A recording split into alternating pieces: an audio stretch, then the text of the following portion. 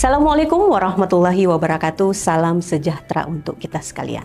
Gimana kabar sobat pelatihan dimanapun kalian berada? Senang sekali bisa bertatap muka pada ruang pembelajaran dengan pelatihan penyusunan bahan ajar berbasis media. Sobat pelatihan, senang sekali bisa bertatap muka dengan Anda semua dalam ruang pembelajaran ini. Semoga Anda selalu tetap sehat dan semangat. Sobat pelatihan, saya Nur Aini senang sekali bisa bertatap muka dalam topik kita kali ini berkaitan dengan materi konsep dasar penyusunan bahan ajar. Adapun pembahasan yang akan kita bahas kali ini, di mana ada beberapa tujuan pembelajaran yang akan kita capai. Yang pertama, Anda mampu menjelaskan pengertian dari bahan ajar itu sendiri. Yang kedua adalah Anda mampu menjelaskan tujuan dari penyusunan bahan ajar. Yang ketiga adalah Anda mampu menjelaskan jenis-jenis bahan ajar. Dan tujuan yang terakhir, tujuan yang keempat adalah Anda mampu menjelaskan prinsip-prinsip di dalam penyusunan bahan ajar. Oke, sobat pelatihan, kita akan masuk pada topik yang pertama berkaitan dengan pengertian dari bahan ajar itu sendiri. Tetapi sebelum kita masuk pada pengertian dari bahan ajar itu sendiri, kita perlu tahu bersama bahwa ada beberapa istilah yang sangat akrab berkaitan dengan bahan ajar.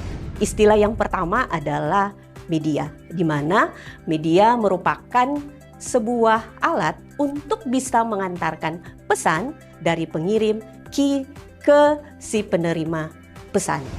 Yang dimaksud dengan pengirim di sini adalah Anda sebagai guru, sedangkan si penerima pesan adalah peserta didik Anda.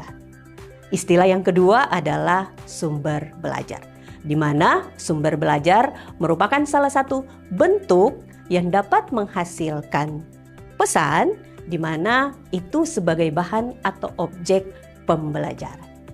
Oke, sobat pelatihan, itu adalah dua istilah yang sangat akrab atau mirip dengan bahan ajar. Kita masuk pada poin pertama atau topik pertama berkaitan dengan pengertian bahan ajar itu sendiri. Bahan ajar adalah segala bentuk bahan yang digunakan untuk membantu guru atau instruktur dalam melaksanakan kegiatan belajar mengajar di kelas. Dan tentu saja sobat pelatihan bahwa Anda sudah menggunakan berbagai bentuk bahan ajar di dalam menunjang proses pembelajaran Anda di kelas.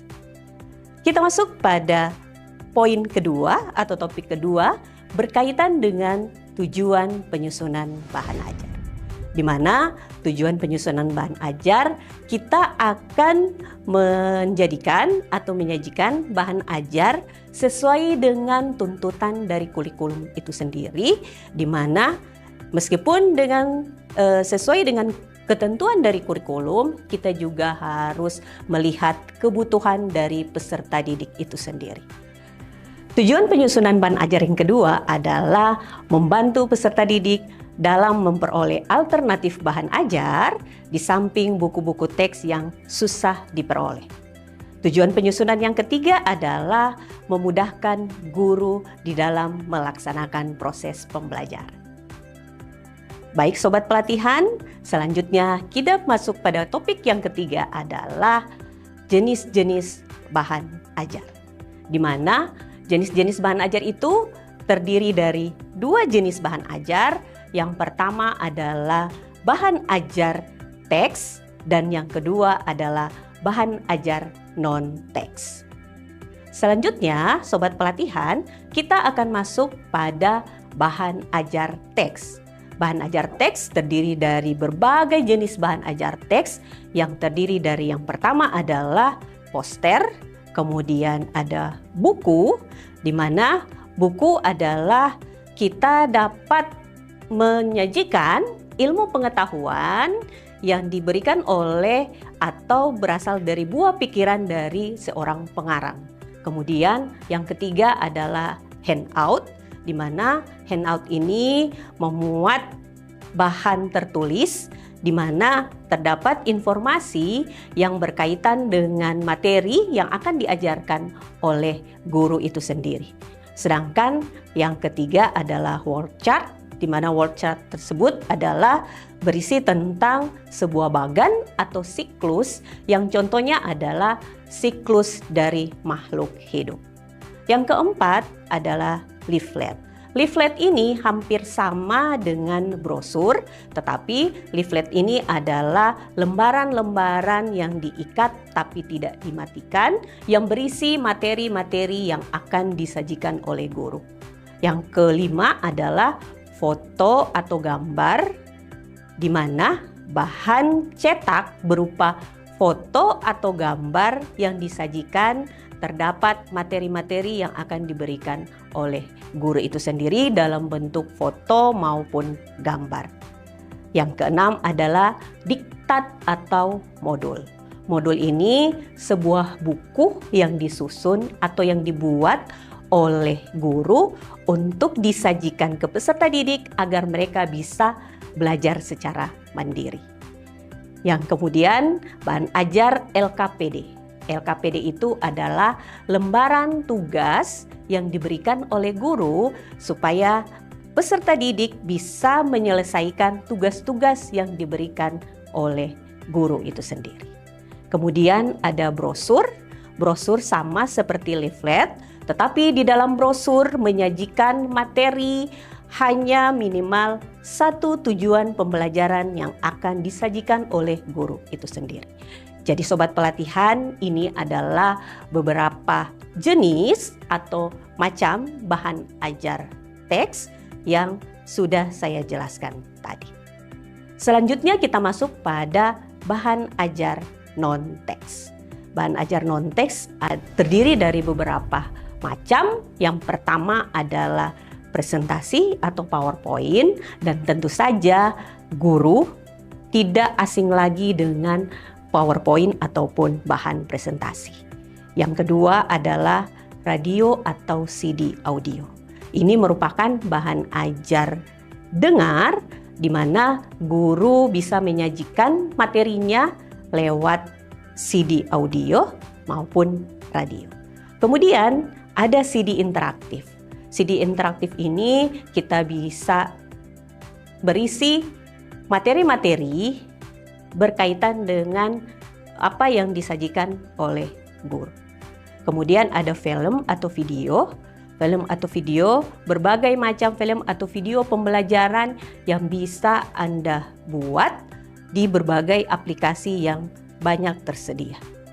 Kemudian ada makromedia flash. Setelah itu ada juga kaset atau piringan hitam, dan terakhir bahan ajar non-teks berupa web base. Jadi Bapak Ibu, untuk sobat pelatihan, untuk bahan ajar non-teks kita bisa melihat banyak aplikasi yang bisa kita pakai untuk menunjang proses pembelajaran kita di kelas. Selanjutnya adalah perlu Anda ketahui di dalam penyusunan bahan ajar ada beberapa prinsip yang perlu Anda ketahui.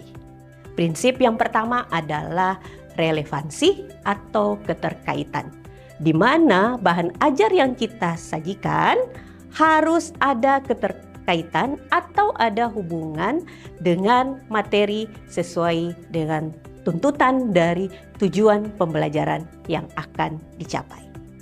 Yang kedua adalah konsistensi atau keajegan, di mana jika guru menyusun bahan ajar dengan beberapa tujuan pembelajaran yang akan dicapai oleh peserta didik, saya contohkan misalnya ada 4 tujuan pembelajaran, maka guru wajib menyediakan 4 bahan ajar untuk menunjang proses pembelajaran yang termuat di dalam bahan ajar yang Anda buat. Prinsip penyusunan bahan ajar yang ketiga adalah adekuasi atau kecukupan, di mana kecukupan materi di dalam bahan ajar untuk mendapatkan kompetensi seperti yang diajarkan oleh guru itu sendiri, di mana guru harus menyiapkan bahan ajar sesuai dengan kompetensi yang akan dicapai oleh peserta didik. Oke, sobat pelatihan, itu adalah materi atau konsep dasar dari penyusunan bahan ajar yang sudah dijelaskan tadi. Apakah Anda sudah paham? Alhamdulillah. Mudah-mudahan apa yang sudah kami berikan tadi dapat bermanfaat bagi kita semua. Semoga kita selalu dalam keadaan sehat walafiat dan tetap semangat. Demikianlah sobat pelatihan, terima kasih. Wassalamualaikum warahmatullahi wabarakatuh. Salam sejahtera untuk kita semua.